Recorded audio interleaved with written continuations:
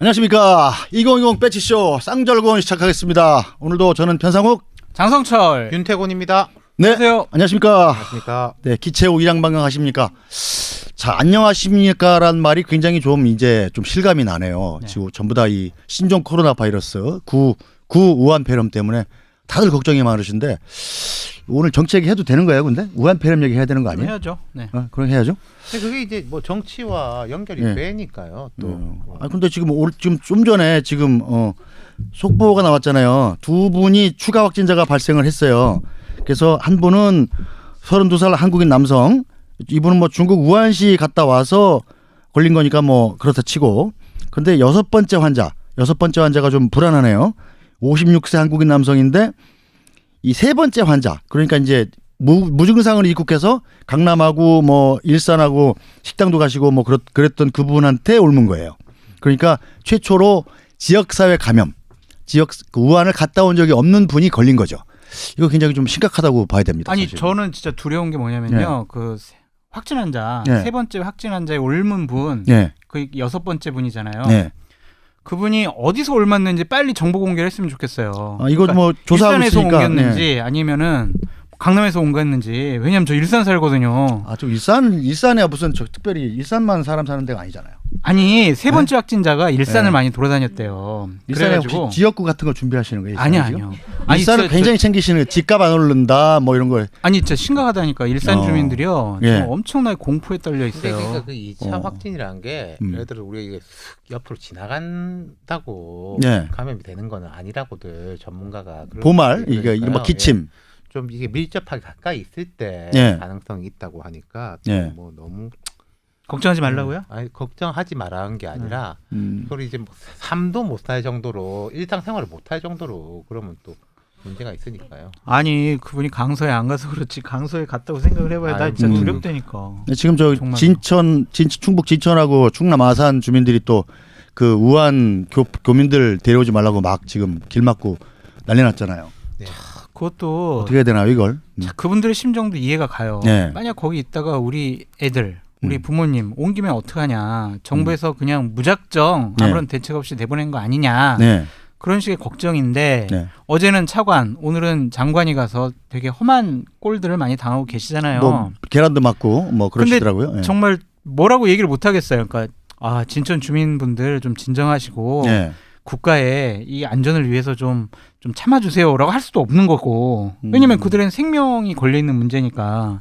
그렇다고 또 다른 데로 옮기자고 할 수도 없는 거고. 네. 이게 참 뭐 난감하네요. 진짜. 근데 우한에 계신 분들 입장에서 보면 고국에서 치료받고 싶고 만약에 걸리더라도 물론 무증상자만 오시는 거기 때문에 사실은 제 생각엔 좀 별 걱정 안 해도 될 것 같은데 그럴까요? 그분 입장에서 보면은 이게 당사자들 좀 입장에서는 너무 좀 섭섭하지 않을까 이런 생각도 드네요. 근데 또 진천, 아산 주민들 입장에서 볼 때는 네. 그 작은 확률에도 왜 하필 우리냐. 그리고 또 처음에 뭐 딴 동네 이야기가 나오다가 이렇게 넘어온 거. 그리고 이런 이야기 나오면 항상 아니 서울에 뭐 강남에 네. 종로에는 안 하고 뭐 많지 않습니까?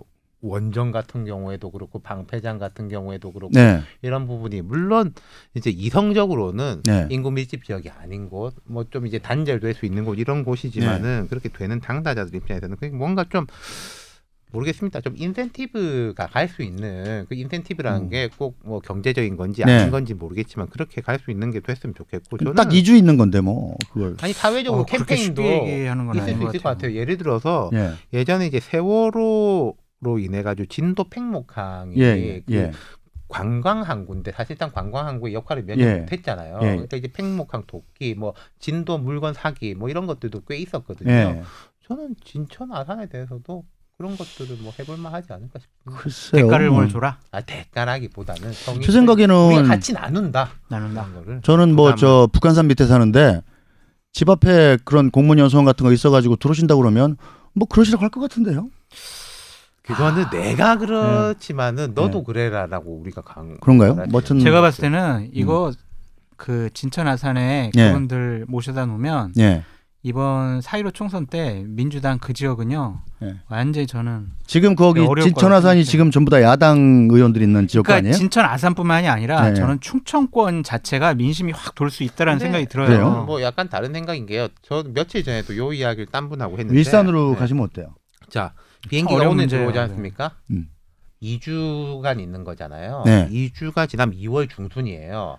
네. 근데 우리가 기대하는 대로 음. 별 문제 없이 만약에 확진자가 발생하면 그분이 이제 또 격리 치료를 받고 나머지들은 가정으로 돌아가시고 문제가 네. 없다면 네. 총선은 4월 중순이잖아요. 그렇죠. 그 2달 동안 저는 그 지역에 특별히 뭐 여권의 악재가 될 거라고 생각 안 해요. 뭐 네. 일이 생긴다면 모르겠지만은 안 생기기를 이제 기대해야죠. 제가 25년 동안 실질적으로 지역에서 선거를 치러본 저의 경험상 네. 저거는 대단한 악재고 네. 상대방에서 집요하게 계속 공격할 거예요. 어. 왜 우리한테? 네. 왜 자꾸 우리한테 보내냐? 음. 그것도 한 명이라도 걸리면은 봐라. 이거 정말 정부에서 이렇게 무리하게 우리 지역으로 천원에 보낼 사람들을 우리 지역에 보내가지고 우리 애가 지금 걸렸다. 막 네. 이런 식의 여러 가지 뭐 마타도라고 할 수도 있고 주장이라고 할 수도 있고 이렇게 정치 공격성 호재로 이용할 것이다. 지역민에게는 100% 먹힌다.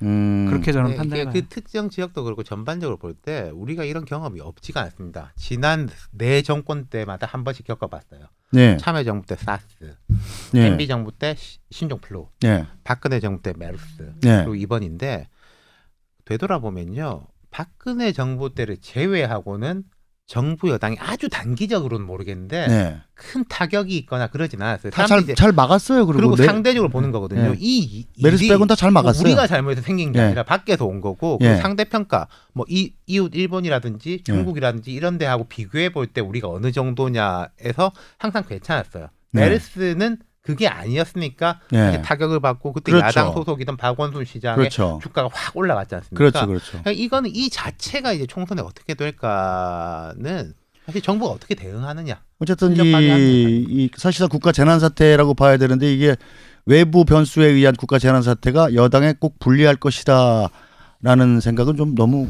좀 단편적인 저는 생각 불리할 아닐까요? 거라고 봐요. 왜냐하면 음. 그냥 이걸 잘 마무리되고 막으면 그래 네. 정부 할 일 했다. 네. 그렇게 되는 거고 못 막으면 거 봐라. 너희들 이런 것도 못 막냐. 옛날에 메르스 때는 그렇게 정부 욕하더니 니들이 정권 담당해서는 이거 못 막냐. 네. 이런 식으로 공격할 거고요. 그 예전과는 제가 다르다고 생각이 드는 게 뭐냐면 이렇게 집단적으로 한 370명 정도를 한 지역에 그러니까 병원체에 감염될 것으로 의심되는 분들을 한 지역에다 이렇게 모아놓은 적이 없잖아요, 지금. 그렇기 때문에 이 민심이 저는 되게 폭발력이 있다. 아니, 그렇다고 해서 그렇게 어디 봐요. 딴 데로 거기가 제일 유리하다는 거 아니에요? 그러니까 그건 어려운 네. 문제예요. 이제 이 그러니까. 부분이 있어요. 되게 민감하고 네. 불안정성이 높아지고 뭔가 다 조심해야 되고 살얼음 네. 판 걷는 것처럼 이런 상황인 것이고 여기서 이제 저는 야당도 조심해야 된다고 생각한 게 뭔가 안 좋다 하더라도 막 그러면 신났냐? 그래서 행복하냐? 맞아. 이런 식으로 한 바로 역풍인 거죠. 그렇죠. 그럼요. 그걸 정치적인 호재다라고 생각해가지고 막 국가의 재난 상황, 국민의 그렇죠. 생명과 안전과 관련된 사항을 공격 대상으로 삼는 것 자체가 이건 야당으로서는 절대로 하면 안 되고요. 네. 빨리 여야정 비상대책회 같은 걸 만들었으면 좋겠어요. 그래서 야당에게도 정확한 정보를 네. 공개해서 똑같은 메시지가 나갔으면 좋겠어요. 정치권에서는. 어쨌든 뭐 비교적 지금 현재까지 제가 뉴스를 해본 바로는 이 확진자나 이 정보 공개는 투명하게 잘 이루어지는 것 같아요. 왜냐하면 세 번째 확진자도 이 어디 갔었나 그 실명까지 전부 다 동선이 정확하게 공개가 됐었고 지금 이 2차 감염 여섯 번째 확진자 오늘 발생한 여섯 번째 확진자의 동선도 아마 곧 공개가 될 겁니다. 그러니까 꼭 공개해 주시기 바랍니다. 예, 꼭 공개가 될 거예요. 네. 예, 그건 뭐 걱정하셔도 될 것 같습니다. 네. 근데 문제는 이제 우한에서 오시는 분들이 오늘 뭐 전세기 한 편 띄우려고 하다가 두 편 띄우려고 하다가 하나밖에 지금 밤 9시 다 돼서 간다는 거 아니에요. 이 중국이 왜 그걸 허가를 안 해주는지. 그러니까 이 정부의 네. 외교력이 분명히 다시 평가를 받아야 된다는 생각이 들어요. 어제 강경화 외교부 장관이 나는 중국의 외교부 장과 통화를 해서 예. 우리 교민들 잘 좀 한국으로 모시고 올 수 있도록 협조를 당부했다라고까지 네. 다 얘기를 했거든요. 네. 그런데 바로 오늘 아침부터 오늘 새벽 못 떠가요. 이거 네. 오늘 밤이나 뜰 수 있어요. 이런 식으로 나왔는데 네. 그리고 두 대가 아니고 또 한 대고 네. 이거는 양국 간의 협조 체제가 원만하게 이루어지지 않고 있다라는 반증이죠. 근데요, 제가 중국에 있어본 바로는 중국은 그냥 이유가 없어요. 안 돼. 그러면 끝이에요. 설명도 안 해줘요. 왜 그러나 모르겠어요. 그걸 이해하란 말이에요. 그러니까 우리는 이해가 안 되지만 우리 당국의 어제 저도 어제 기사 써서 왕이 국무위원 겸 외교부장하고 강경화 장관으로 통화해서 잘 협조하기로 했다라는 외교부 발표도 있었고 그랬는데 중국이 갑자기 승인 안 한다. 그러면 강경화 장관이 제일 황당할 것 같아요. 뭐라고 할 말도 그럼 없고. 설명을 해줘야죠. 그러니까 설명이 없잖아요. 박능우 장관이 중국에서 설명 안 해준다니까요. 근데 이거예요. 제가 생각할 때 국민들이 어떻게 판단하느냐는 맞아요. 장 소장님처럼 아니 이후에 어쨌든 다 데리고 와야지 잘못한 거 아니야도 예. 있고 근데 일본도 한대고 미국도 한대고 우리도 한대면은 상대평가로 칠 때 전 세계에서 이 정도면은 그렇게 받아들여지는 게 분명히 있는 거거든요. 예. 그 부분이 앞으로 좀 중요할 겁니다. 아니 근데 문재인 대통령은 그 중국과 좀 친하게 잘 지내신다라고 얘기를 네. 했고 이인영 원내대표도 우리의 소중한 친구, 오래된 친구 하면서 되게 중국에 대해서 애틋한 감정을 많이 표현을 했고 네. 오늘 보면 또 한 500만 불 정도의 구호 물품을 네. 제공을 하겠다라고 했잖아요. 마스크 200만 개 하고. 그거랑 예. 그렇다면 어떠한 우리 교민들을 완전하게 무사하게 빨리 예. 모셔올 수 있는 그런 외교력을 발휘해야죠. 그러니까 다른 제가 나라 여기에서 초당적 대처하는 게 초당적 대처가 아쉬운 게 야당에서 뭐라고 그랬습니까? 중국 사람 다 받으면 안 된다. 있는 사람도 내보내자. 거의 이런 이야기. 어제 뭐 최고위원이 두 명이 그랬지, 두 명. 얘기했죠. 예. 당론은 안 좋은 아니니까. 거죠. 저는 그랬으면 좋겠어요. 황교안 대표가 국무총리였지 않습니까? 박근혜 정부 때. 그리고 또 이명박 정부 때 일하신 분들도 있잖아요. 네. 우리 정부 때도 이런하고 두 번이나 싸웠다. 네. 성공한 경험도 있고 실패한 경험도 있다. 네. 우리가 모든 걸 정부하고 협조해서 그 경험을 나누겠다라는 식으로 하면은 여당 지지자들도 거기다 뭐라고 하겠습니까? 좋은 말이에요. 욕하겠어요? 맞아요. 그렇죠. 좋은 말이에요. 예. 어쨌든 여기서 국가적 재난 사태를 맞이해서 여야가 싸우기보다는 좀 힘을 싸우면 안 합쳤으면 됩니다. 좋겠습니다. 맞습니다. 그리고 뭐 그런 발언도 좀 안 나왔으면 좋겠어요. 그리고 맞아요. 저는 여권도 그랬으면 좋겠어요. 예. 지금 보면은 제가 개인적 이야기, 네. 제 이제 개인적으로 되게 친한 친구가 있는데 네. 이 친구가 질병관리본부에도 일했던 예방의학자인데 지금 네. 국립대학교 의과대학 교수거든요. 네. 그 이야기를 하더라고요. 4번을 우리가 훈련을 받았기 때문에 훈련이라는 게 아까 제가 말씀드렸지 않습니까? 전 정부 때 세 정부에 걸쳐가지고 아까 메르스. 메르스 올리신 네. 거구나. 그러니까 이게 정부가 잘하고 잘못하고를 넘어서서 전반적으로 우리의 역량이 아주 올라가 있다라는 거예요. 네. 훈련을 많이 받아가지고 그럼 전 정부도 우리 역대 정부에서 성공도 하고 실패도 하고 네. 그 경험을 바탕으로 우리 실력이 탄탄하니까 네. 걱정하지 마십시오. 전 정부 덕 위에 우리가 서 있습니다. 이런 이야기 하면은 국민들 마음 좀 안정되지 않겠어요? 방역 당국을 좀 믿어볼 필요도 있는 것 같고요. 제 생각에는 이 우한 폐렴 신종 코로나 바이러스라는 게 현재까지 나타난 걸로는 이 전파 속도는 굉장히 빠르잖아요. 지금 네. 사스 환자를 이미 넘어섰는데 전파 속도는 10배 가량 빠르다고 그러는데 치사율은 많이 떨어지는 것 같아요. 쉽게 얘기해서 썩 독하지 않은 병이다라는 생각이 약간 듭니다. 메르스나 이쪽보다는 네. 확실히 메르스 낫다. 치사율이 한 10% 정도 됐고 지금 이거 뭐 질병이란 건 팬데믹 그러니까 대유행이 끝나봐야 정확한 치사율이 나오지만 현재까지 이 발생자 대 사망자를 따지면 한 3%는 안 넘거든요. 근데 이제 저는 정부에 바라고 싶은 게 있어요. 네. 그러니까 중국 사람들을 도와주는 것도 좋고 네. 국민을 안심시키는 거 좋은데 우리 당면 과제가 있잖아요. 네. 마스크 살 수가 없어요. 마스크? 중국에 200만 개 보내는 거 좋아요. 하지만 우리가 지금 마스크 살 수가 없고 저 어제 샀는데요. 원래 한 본인이 700원 하던 샀는데. 게 지금 4배가 올라가지고 2,800원, 3,000원이에요 한 개가. 저 어제 밤에 샀는데 아이, 집에 왔대요 지금. 아이 한 해 600원씩이에요. 바뀌었다니까요. 오늘 아침부터 KF 다시. 94짜리. 바뀌었어요 지금. 패켓- 지금 들어가 보세요. 지금 들어가면 아니 지금 하나에 거의 3,000원 가까이 파는데 내일 되면 더 뛸 수 있어요. 그러니까 이러한 그래요? 국민들의 불안감을 좀 해소해줬으면 좋겠다는 생각이 어제 들어요. 홈쇼핑에서 텔레비 보다가 주문했는데 바뀌었다니까요 오늘 아침에. 어젯밤에 샀다니까 어젯밤에. 아 왜 진짜 화를 내고 그래? 불안해요. 마스크를 살 수가 없잖아요 지금 다 품절이라고 그래서.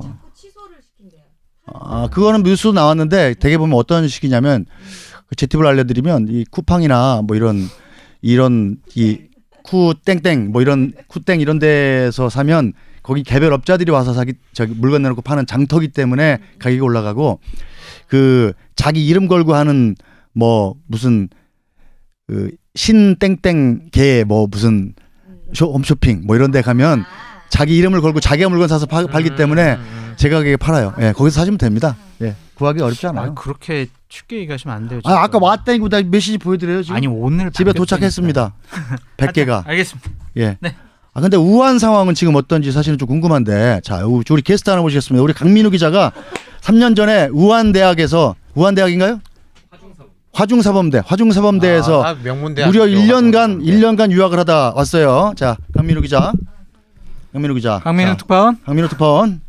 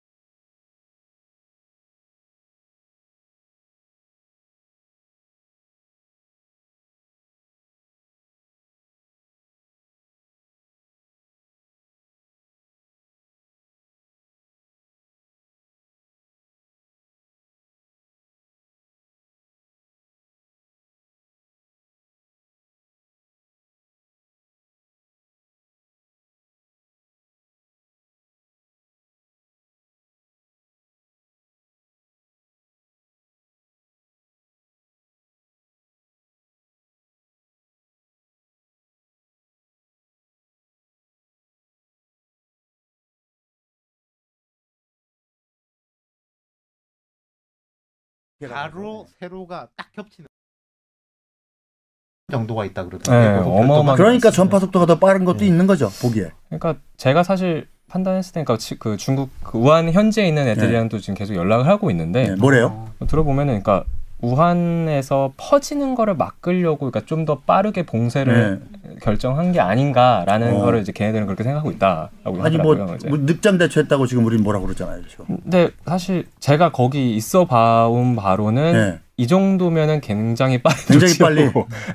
실제로 그 우한 수산시장인가 있잖아요. 수산시장. 네, 화난수산시장. 화난수산시장에서 이름도 왜 화나냐 또. 화가 그 화교할 때 그 화자고 난이 그 남쪽 남자 네, 같은데 맞습니다. 우리나라로 읽으면 그냥 화가 났다라는 뜻으로 읽히니까 거기서 야생동물 실제로 그렇게 많이 팔고 가봤습니까 거기? 사실 저도 그 수산시장을 가보긴 했는데 네. 안에 이렇게 깊숙이 들어가 보진 않고 좀 약간 냄새가 좀 났어요. 냄새 많이 제 나죠. 기억으로는. 네. 예, 근데 그뭐 박쥐나 이런 거 팔아요? 봤어요? 그러니까 제가 그건 직접? 못 봤는데 그 안에 들어가 본 친구들 알죠. 말로는 그러니까 많이 팔고, 그다음에 이제 거기가 워낙 좀 고기라든지 이런 거를 이제 팔 때, 그래서 닭고기를 샀는데 걔네들은 꼭 이제 원형 머리나 이런 거를 있는 거를 가장 항상 원하거든요. 근데 목을 그, 안 자르죠. 네, 그 이유 자체가 혹시 다른 고기일까봐 이제 그런 거다 가짜다길까 봐. 보니까 그런 시장에 가면은 실제로 이제 생으로 살아있는 고기를 그 앞에서 잡아주기도 하거든요. 이제 네. 그런 어떤 도축이나 이런 것도 같이 이루어지다 보니까 좀 위생적으로나 이런 게 그러니까 문제가 이 있지 바이러스가 않나. 죽지 않은 상태에서 그냥 팔리는 거죠. 그럴 가능성이 있다고 봅니다. 그리고 저 박쥐, 뭐 뱀 이런 거 막 파니까. 네. 저는 베이징에 있었는데도 이 베이징의 시장에 가면 내가 전혀 처음 보는 곤충이 수백 가지가 있어. 수백 가지.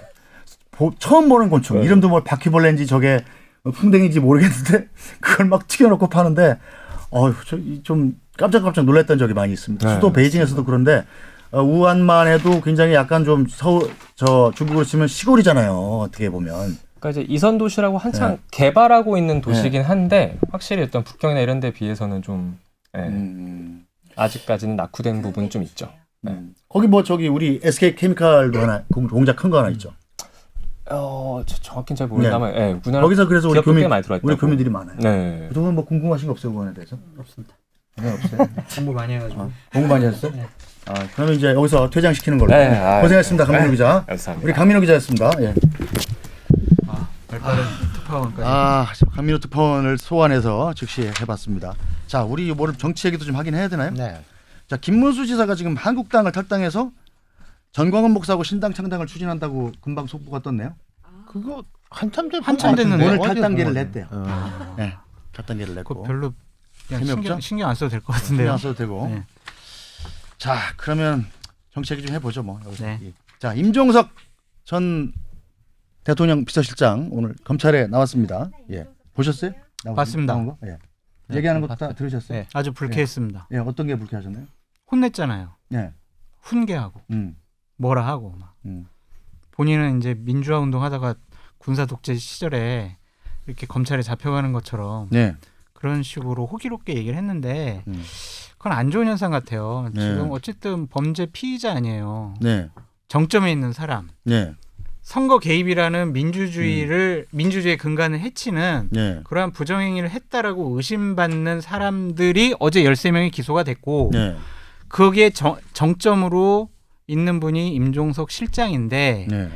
그분이 검찰 개혁과 검찰의 기소권 남용에 대해서 얘기하는 것 자체가 저는 상당히 이게 적반하장이고 말도 안 되는 말을 하고 있다. 그래서 거의 소음 수준이었다. 좀 그렇게 평가하고 싶어요. 자, 윤 실장님 어떻게 보셨나요? 뭐 그 장 소장님의 평가 제가 존중을 하고요. 임 네. 실장, 임 전 실장도 그랬고 그 울산의 송철호 시장도 기자회견 열어가지고 이제 검찰을 이제 비판을 했는데 네. 이게 길게 가진 않을 거예요. 제가 볼 때는 네. 욕까지 하고 우리 끝 이런 분위기예요. 검찰하고 그렇죠. 일단 왜냐하면은- 2월 3일 날 예. 검찰 인사가 이제 발령이 되는 거잖아요. 검사들이 다 그리고 바뀌는 거 아니에요. 13명은 기소가 됐고 네. 예를 들어서 이제 임종석 전 실장이나 이광철 비서관 같은 경우에는 총선 때까지 홀딩이거든요. 네. 선거에 대한 그렇죠. 영향 때문에. 음. 그리고 지금 여권 내에서 아까 뭐 검찰이 문제가 있다라는 이 문제 의식과 별개로 검찰하고 이렇게 계속 멱살잡이를 하고 뭐 이게 맞니 네가 맞니 그리고 우리 국민들이 헌법도 아니고 법률도 아니고 검찰청 사무규칙에 대해서 공부하고 있는 이 사건 이 상황에 대해서 되게 부담감이 커요. 예. 이거는 이제 계속 이 일을 끌고 갈 건 아니다라는 판단이 있고 그래서 이제 임종석 전 실장이 오늘 들어가면서 자 마지막 우리 이까지 말했어 이걸로 끝 그렇게 하는 봤어요? 약간 저는 이제 그런 느낌이라고 봐요. 어쨌든 임종석 실장이 검찰에 요즘엔 포토라인 없어져 가지고 그 지하로 들어가면 그냥 얼굴 안 내놓고 들어갈 수도 있었는데 일부러 쓴 거죠. 일부러. 예, 할 말이 있었던 거예요. 그게. 그러니까 저는 두 가지라고 예. 봐요. 하나는 나는 검찰의 소환에 대해서 피한 적이 없다. 나는 정정당당하게 소환을 하면 나와서 밝히는 거다. 그런 식의 얘기고 예. 또 하나는 하고 싶은 말이 엄청 많았던 거예요. 그러니까 아까도 얘기했지만 훈계, 예. 검찰 너희들 기소권 남용, 정치적인 목적과 의도가 있어. 이것은 부당한 거야. 라고 훈계를 하고 싶었던 것 같아요. 네. 그리고 그 위로 올라간 거는 저 그렇게 봐요. 이게 뭐 개인 비리라든지 네. 돈 문제라든지 네. 이런 게 아닌 거고 지지층 입장에서는 당당한 사안이잖아요. 네. 물론 반대쪽 입장에서 이제 비판적으로 보지만은 네. 그런 것에 대한 인식도 심어줄 수 있는 거죠. 나는 지금 정치적 사건으로 돼 있는 거지 뭐 어디서 뭐 돈 받고 그런 뭐 게 그런 아니다. 거가 아니다. 나는 솔직히 네. 뭐 임종석 실장이 얘기한 게 다 거부감이 느껴졌는데 네. 가장 크게 거부감이 느껴졌던 부분이 있어요. 뭐예요? 그게 뭐냐면 나는 예전에 검찰의 무리한 기소로 고통을 받았다라고 과거에 삼화저축은행으로부터 보좌관이 네. 3년 동안 1억 원을 받은 거에 대해서 나는 무고한 기소. 나는 결국 무죄 받았어. 이런 식으로 얘기를 했거든요. 무죄를 실제로 받았죠. 근데 그게 돈을 안 이제 보좌관 할 때 좀 받은 거 없어요? 저는 근데 제가 허를 찔러 이렇게. 네? 허를 찔러. 근데 그때 1억 원의 돈을 안 받았다는 게 아니잖아요. 네, 네. 3년 동안 받은 거는 받은 맞다. 건데. 맞는데 보좌관이 받은 거다. 대가성이 없다라는 거였어요. 근데 이 사건이 처음 밝혀졌을 때 임종석 실장의 첫 멘트가 뭐였냐면 네. 책임을 통감한다였어요. 그랬는데 자기 보좌관이니까. 네, 대가성은 없다라고 네. 했거든요. 네.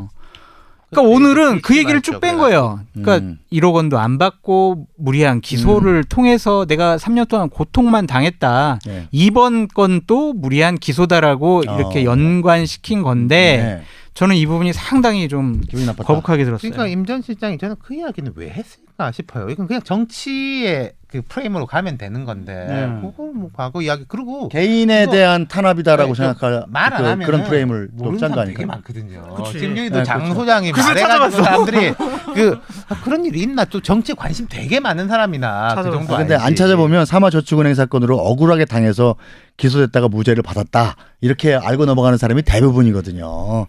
이렇게 장 소장님처럼 꼬치꼬치 찾아서 받은 건 받은 거고 책임을 통감한다고 그때 얘기했었다 이렇게 찾아보는 사람 별로. 우리를 아이. 이 방송을 보시면 알 수 있는 아, 거예요. 근데 솔직히 저도 그걸 잊고 있었는데 예. 임종수 실장이 얘기하길래 잽싸게 찾아봤죠. 그랬더니 그런 일이 그러니까 있더라고요. 뭐 삼화저축은행 사건이 뭔지 몰라요, 그리고 저도 사실. 네. 자, 오늘 임종석 전 실장이 아직까지 조사 받고 있죠? 나왔다는 얘기 없죠, 아직. 네, 아직 없어요.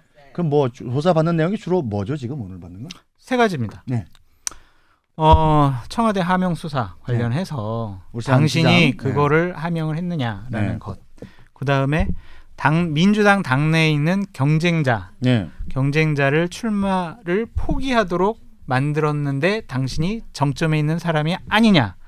또 하나는 이 송철호 시장, 울산시장이 이제 저 출마하는데 그 사람의 공약을 만들어 준 것 아니냐. 네. 그거의 정점에 당신이 있는 것 아니냐. 이 세 가지를 물어보는 겁니다. 네. 어쨌든 간에 송철호 전 울산시 경제부 시장 수첩에 보면 이런 얘기 나오잖아요. VIP가 직접 송철호 후보 출마 요청하는 것이 면목이 없어서 송병기 씨. 송병기 부시장. 송철호가 아니라 네.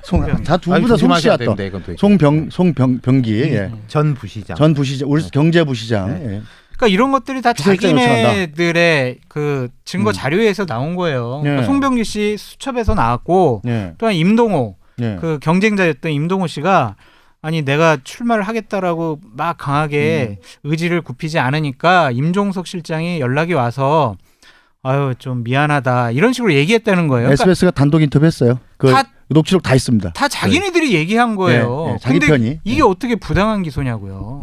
그래서 아까 제가 요걸로 끝이라는 분위기라고 말씀드린 거는 앞서서 우리가 코로나 바이러스 이야기도 했고 네. 지금 여권이 필요한 거는 민생에 대해서 공을 쏟고 있고 여기에 애를 쓰고 있다라는 느낌을 주는 게 중요한데 네.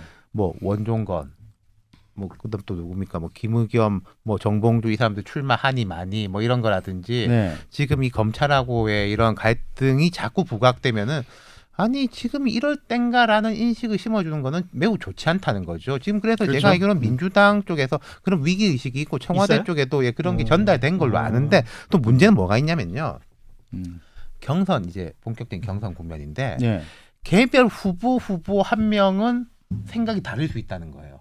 내가 대고 봐야 되는 거니까. 그렇죠. 예컨대 지금 당에서 김의겸 전 대변인하고 뭐 이쪽에다가 좀 출마 안 했으면 좋겠다라고 하고 있는 거잖아요. 네. 김의겸 전 대변인 조금 전에 페이스북에다가 조국 전 장관께 공개 편지 썼더라고요. 우리는 같이 고통받고 있다. 연애 편지 쓰는 거야 뭐야? 네, 뭐 연애 편지면은 개별 공에서 보내야지 페북에 올리면 연애 편지는 아니죠. 그러니까 그런 예. 식의 개별 후보들이 움직이는 거는 그 사람은 자기가 이제 네. 살아남기 위해서 움직이는 건데 예. 전체가 가고자 하는 방향하고는 미스매치가 날 수 있는 거죠. 근데 저는 이게 우리 윤태권 실장께서 예. 지속적으로 계속 얘기해오고 있는 게 뭐냐면 민주당과 여권의 흐름이 안 좋다라고 계속 얘기를 하잖아요. 걱정스러운 봐봐요. 걱정을 하시는 그러니까 거예요. 영입도 이렇게 여러 가지 불미스러운 일들, 예. 그다음에 또 이러한 건들, 임종석, 예. 그다음에 또 우한 폐렴 예. 이런 것도 쭉 보면 어쨌든 여권에 안 좋은 거예요. 그러니까 이런 상황에서 야권에서 지금 갈등이 네. 증폭이 돼가지고 야 이거 정말 유승민하고 황교안하고 서로 지분 싸움하고 기득권 싸움 하는데 네. 이것들 보수 대통합 되냐 안 되냐 네. 이래가지고 막 언론에서 조져야 되고 국민들은 야 쟤네들 그냥 또 자리 나눠 먹게 하려고 그러는구나 이런 식으로 관심이 가야 되는데 지금 안 좋은 것들에 대한 관심은 집권 세력에 가 있고 네. 반해서 이 한국당과 야권에 대해서는 지금 약간 숨어 있어요. 그러니까 물밑 작업을 할 수 있도록 이러한 흐름과 구도를 봐도 지금 좀 여권에는 좀 안 좋은 지금 안 좋은 건 거다. 분명해요. 근데 선거가 이제 75일 남았고 많이 남았네. 이 흐름이 계속 갈 거는 아니에요. 전 계속 갈 한번 거라고 끊기고 또 이제 출렁거림이 있을 거예요. 그러니까 네. 좀 이게 반등이 되느냐, 황교안 반등을 대표가 못하고 이게 또한 또 가느냐라는 실수하겠지. 것들에 대한 것이 황교안 대표 되게 미워해. 있는데 이제 여권은 그러니까 코로나 바이러스 건을 오히려 계기로 삼을 필요가 있어요. 이걸 어쨌든 계기로 간에 해서 우리가 국정과 민생에 총력을 기울인다라고 네. 이제 돌릴 필요가 있는 거죠. 또 실제로 그래야 맞는 거고. 실제로 뭐 맞죠. 그리고 지금 그 우리 국민들이 현재 제가 걱정스러운 게 총선에 관심이 없어졌어요. 아예 지금 오로지 코로나 바이러스밖에 관심이 없어요. 뉴스를 짤 때도 이 코로나 바이러스 할 때 시청률이 올라가다가 정치 뉴스 집어넣으면 떨어져요.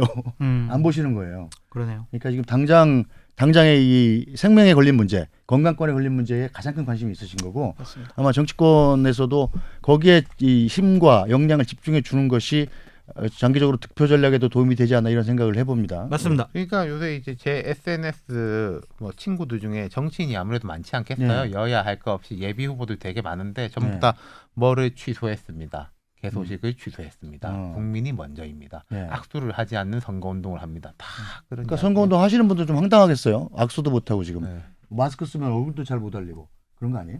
네.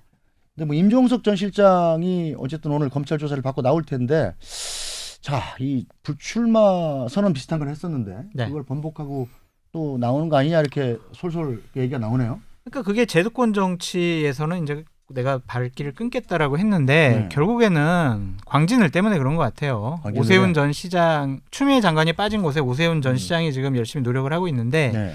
여론조사를 돌려보니까 임종석 실장만이 경쟁력이 있다. 고민정 전 대변인이 나간다는 말도 있었는데 그 버스 그 721번. 721번이 가는 데가 광진이라는 거 아니에요? 다음 주 우리 방송 나오시는 거 맞아요? 예, 그렇다면 고민정 대변인이 다음 주 목요일 이 시간에 나오기로 했습니다. 예. 거기서 이제 미리 예고. 대답을 예. 들으면 되겠네요. 네. 나가시는 그러니까 임종석 그때까지는- 실장은 결국에는 뺐지. 그러니까 의석수 하나 더 늘리자라는 차원에서 예. 민주당 지도부가 호출한 거예요. 뭐 다르게 생각할 필요 없을 거예요. 근데 본인- 임 실장은 딱 의석수 하나의 역할보다는 그렇죠. 그러니까 오세훈이라는 차기 주자군을 말하자면 꺾고 우리는 차기 주자군을 하나 더 만들고 또 수도권에 뭐 이낙연 전 총리가 있습니다만 좀 종로에 제한될 가능성이 있다면은 또 네. 서울에서 한 명 정도의 더 이제 포인트 호석이 되는 사람 이런 정도의 이제 다목적인 거죠. 뭔가 스타가 필요하다 이거죠. 그렇죠. 예. 선거 축으로 움직일 수 있는 아 사람. 근데 저는 임종석 네. 실장이 뭐 대선 후보 주자군 예. 이런 식으로 좀 대우해주고 취급받는 것 자체가 좀 적당하지 않은 것 같아요. 뭐 비서실장이었다고 해서 국민적인 지지도 여론조사 해본 적도 없는데 그냥 차기 주자군 그 사람을 키워주고 그 사람을 대우해준다? 이건 좀 근데 뭐 지금 않은 민주당에서는 그렇게 보는 거라. 그런데 어쨌든 이 장성철 소장님보다 더 이른바 좀 비관적으로 보시는 분이 또 한 분이 있어요 지금. 진 선생님이요? 진짜 중짜 권짜. 네. 이 원래는 진보 인사로 알고 있었는데 요즘 모두각이 아닙니까? 지금 모두각이 인형이 되셔가지고 양쪽을 다 끄고 계신데 그 현 여권에 더 비판적이신 것 같아요. 한번 볼게요. 오늘 또 페이북에 올리셨는데 중권친 올려봐 주세요. 네, 자 임종석 전 대통령 비서실장에 대해서 쓴 얘기죠. 임종석 씨가 결백하다면 감추려 하지 말고 자신이 있는 그대로 빛 속에 드러내십시오. 언론 플레이로 여론을 조작하고 지지자를 선정하지 마십시오. 이렇게 썼어요. 저건 무슨 뜻입니까? 언론 플레이로 여론을 조작하고 아니 어제 SNS에다가 네. 장문의 글을 올렸고 오늘도 오늘 딱 나가면 이야기한 거. 언론을 향해서 얘기를 했잖아요. 그러니까 네. 그런 차원인데 저는 이게 참 이 정권에서 범죄 혐의로 조사를 받고 있는 중요한 직권 세력에 있는 분들이 네. 특징들이 있어요. 특징. 네. 뭐냐면 화를 내요. 화를. 그러니까 최강우 공직기강 비서관도 으아 씨, 기소 못했다다. 제 같이 출연진 중에서 화를 내시는 분이 한 분 있어요. 누구라고 말을 안 하는데 제가 그래서 제가 화내면 귀엽지 않습니까? 그 지난번에 악플 달렸어요. 저 사람은 왜 맨날 화를 내냐? 그래서 제가 그 밑에다가 댓글 달았어요. 아, 그렇게도 보이는 것 같네요. 죄송합니다. 댓글 보세요. 저도 이렇게 다시 한번 보거든요. 네. 그런 것 같아서 제가 반성의 댓글을 올렸습니다. 아. 그리고 또 이광철 민정비서관 같은 경우도 네. 막 어제 나와가지고 막 여러 가지 네. 화를 내고 오늘도 임종석 실장 나와가지고 으아 분기탱천해가지고 그거 보니까 또 일관성이 있네요. 화를 내지 말고 네, 네. 검찰 조사 그냥 성실하게 잘 받겠습니다 이렇게 얘기하고 기소되면 재판장 가서 법리 다툼 잘 하시길 바랍니다. 자, 왜 이낙연- 국민들한테 화를 냅니까? 어쨌든 뭐 이낙연 전 총리가 계속 저기 이른바 이 권유를 하고 있는 셈이잖아요. 말씀을 하셔가면서. 그러니까요. 이게 제가 그때 지난주에도 그런 이야기 잠깐 한 것 같은데 어떤 네. 명분이 주어질 거냐인데 명분. 근데 검찰 개혁하려고 나가겠다라는 말은 못 할 것 같아요. 진짜. 임 전 실장 정도의 예. 그 정도의 무게감이 있고 이제 장 소장님 동의 안 하셨지만은 좀 차기 주자군으로 보는 네. 사람이면은 그것보다 좀 더 높은 거여야지. 진짜 어떤 명분이 있을 것 같아요? 그러니까 그걸 명분 만들자면. 저는 잘. 근데 이제 뭐 여기서 모르겠어요. 여기에 대해서 또 진중권 교수가 또 한 말씀을 또 오셨어요. 오늘이요? 여기 보세요. 아니 저기 그 앞에 뭐 며칠 그 전? 며칠 전 됐죠. 그 이낙연 전 총리가 얘기했을 때 그 조국 털리는 거 보고 지레 겁나서 도망간 거 아니냐. 안 불러내는 게 좋을 거다. 제발이 저러 도망갔다. 뭐가 제발이 저랬다는 거죠 지금? 뭐 털면은 뭐가 나오겠다 뭐 그런 건데 예. 뭐 이 자리에서 옮기기에는 여러 가지 험한 말이라서 못 옮기겠고요. 예. 그냥 조국처럼 당신 그냥 민정수석 하고 네. 이번 4월달에 출마했으면 배지 달고 차기 주자 쭉 가는데 네. 왜 욕심 부려가지고 법무부 장관 한다 그래가지고 저렇게 털려서 패가망신 당했냐 네. 그런 차원의 얘기인 것 같아요. 근데 이제 뭐 임종석 실장 둘러싼 각종 루머들이 아직 미확인된 것들이 많아서 네. 뭐 말씀드리기가 그런 얘기하기 좀 말씀드리기 좀 그렇습니다. 명예훼손이 될 수가 있기 때문에. 그럼요. 예. 근데 뭐 그런 것들까지 출마하면 다 이제 탈탈 털리지 않겠냐라는 게 진중권 교수 얘기죠 지금. 아니 근데 이번에 출마해서는 안 털리죠. 뭐 워낙 후보들이 많고 네. 다른 선거 이슈들이 많기 때문에 한 개인을 딱 집어가지고 조국 때처럼 그렇게 털지는 않을 텐데 네. 그 지금 민주당이 약간 뭐랄까 처음 시작했던 거하고 조금 다른 길로 가고 있는 게 있어요. 네. 이게 뭐냐면 처음엔 좀 86 그룹들의 네. 좀 전반적인 일부는 이렇게 물러나고 뭐 이런 거였는데 네. 그냥 이게 그래서 이제 임종석 전 실장이 이렇게 불출마 선언을 했을 때는 뭐 그렇게 좀 안 좋게 보는 분들도 있지만은 86 그룹의 좀 전반적인 약간 숨 고르기라든지 한 발 이제 뒤로 양보하고 후배들한테 길 열어주고 이런 쪽이었는데 지금 뭐 이광재 전 지사도 곧 뭐 내일 내지 모레는 뭐 어느 지역 골라가지고 선언할 것 같거든요. 네.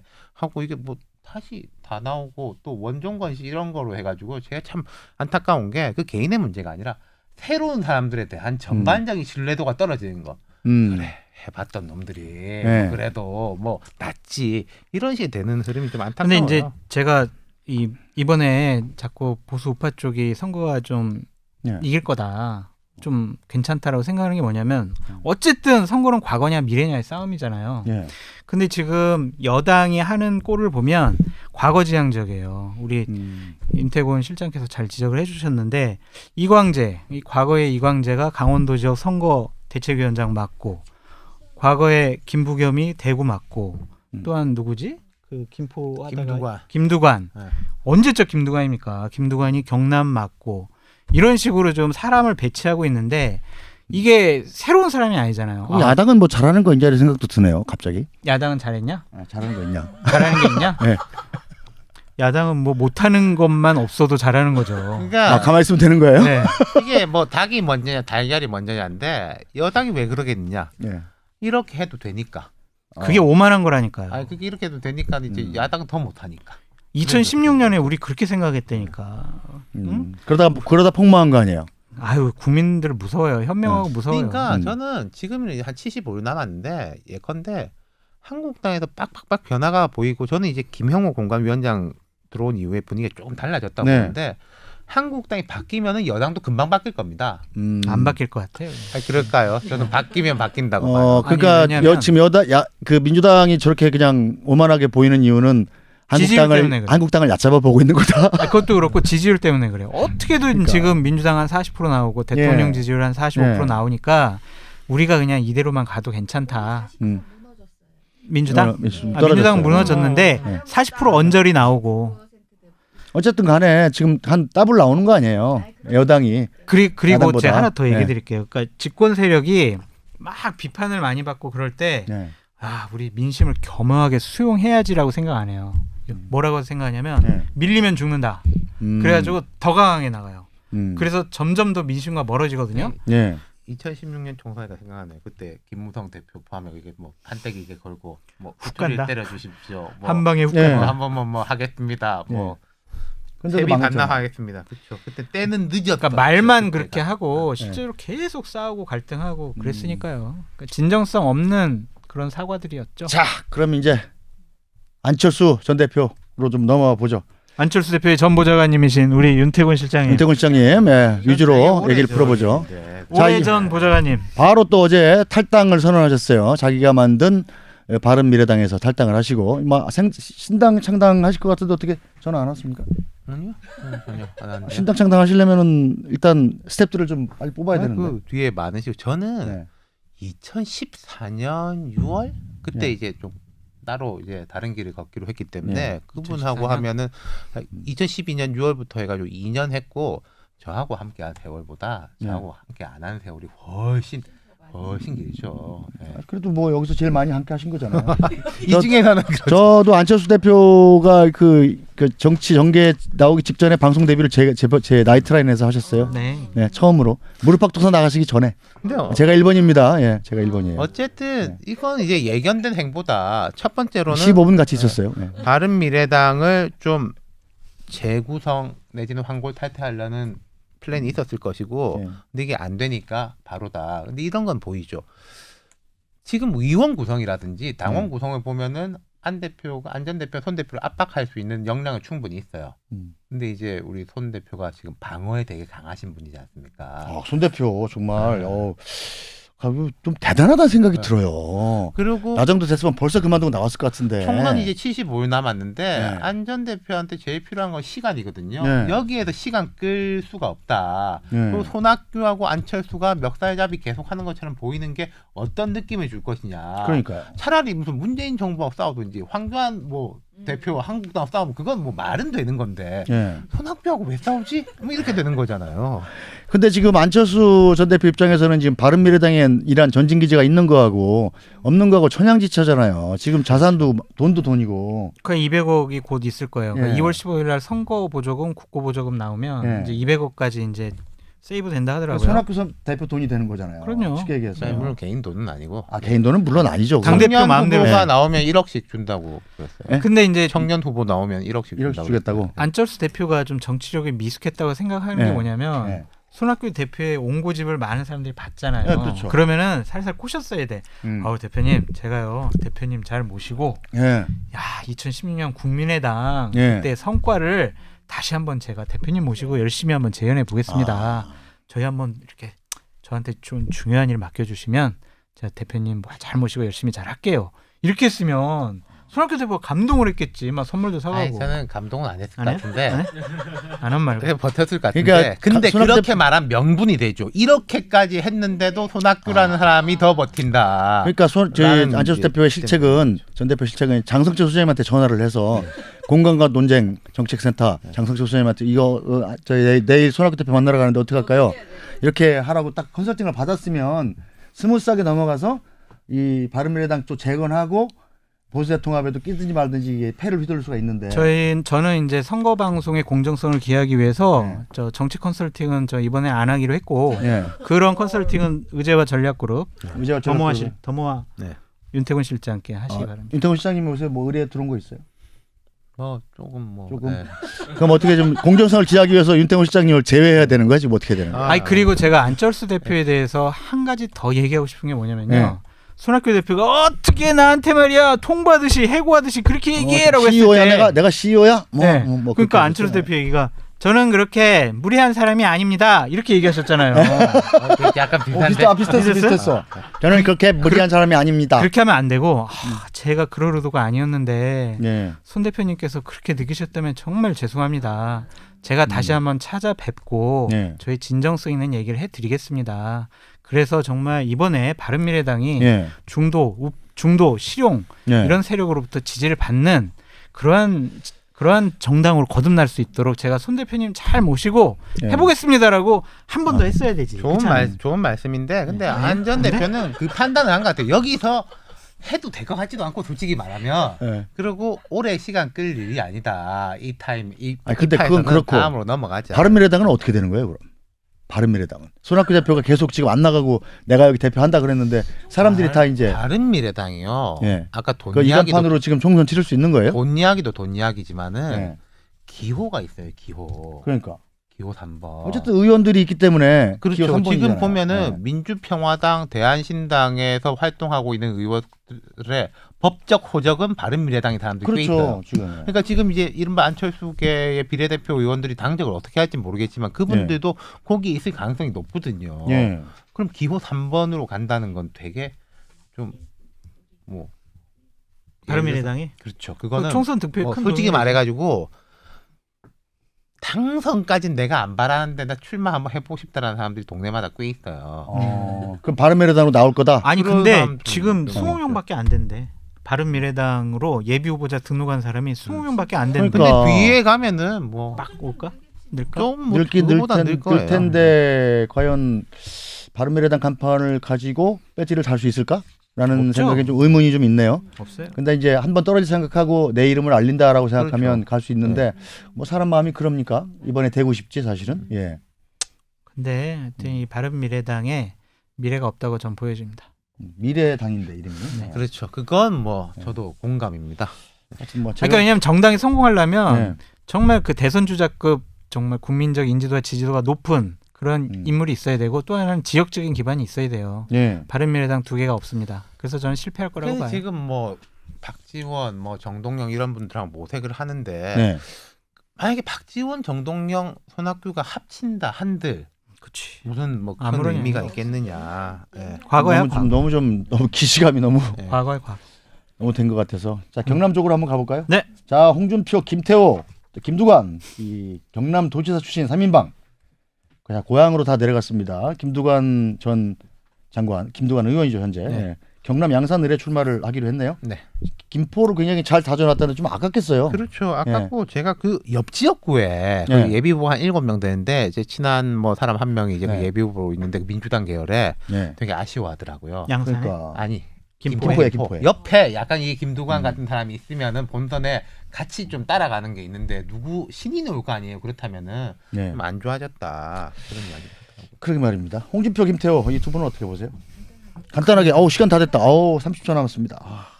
홍준표 대표는 무소속으로라도 고향에서 나갈 것 같고요. 예. 김태호 지사는 당의 결정을 따를 것 같습니다. 당이 어떻게 결정할 것 같아요? 김태호 지사. 수도권으로 배치하겠죠. 수도권으로. 네. 창원 정도는 음. 안 되나요? 청원으로 나오실까? 아니 경남도 이번에 민심이 많이 돌아서 가지고 네. 경남은 어디든 험지가 아닙니다. 어디든 험지가 아니다. 야당 지역구가 됐다. 네. 자, 오늘 여기까지 하겠습니다. 감사합니다. 지금까지 저 편상욱 장성철 윤태곤입니다. 고맙습니다.